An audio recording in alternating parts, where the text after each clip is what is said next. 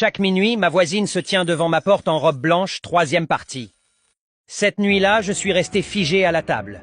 Puis un bruit est venu de derrière moi. Je me suis retourné vite. Et là, à la fenêtre, ma voisine était debout, habillée de blanc, me fixant droit dans les yeux. J'ai cligné des yeux, pour être sûr, mais elle n'était plus là. Mon cœur battait vite. Je me suis tourné vers le récipient qu'elle m'avait donné plus tôt. Dedans, il n'y avait que des taches rouges, épaisses, comme de l'huile de palme. Ma poitrine s'est serrée. Qu'est-ce que c'était que ça? Pourtant, tout à l'heure, j'avais bien vu du riz, des haricots, même de la viande.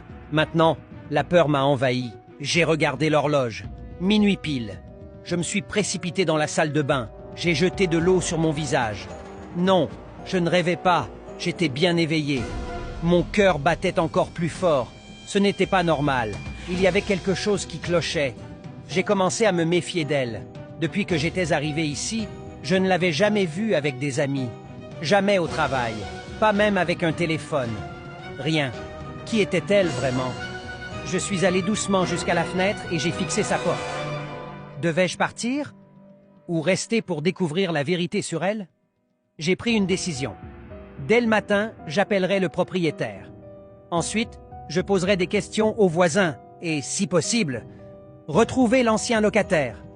D'une manière ou d'une autre, je devais avoir des réponses. Soudain, sa porte s'est ouverte. Elle est sortie lentement, puis a marché droit vers ma porte. Elle a frappé. Mon cœur s'est mis à cogner fort. Pourquoi frapper à cette heure? J'ai attendu. Elle a frappé encore. Finalement, j'ai crié depuis la fenêtre. « Oui? Un problème? » Il est tard. Elle s'est tournée vers moi, a souri et a marché doucement vers la fenêtre. Sa voix était douce, presque un murmure.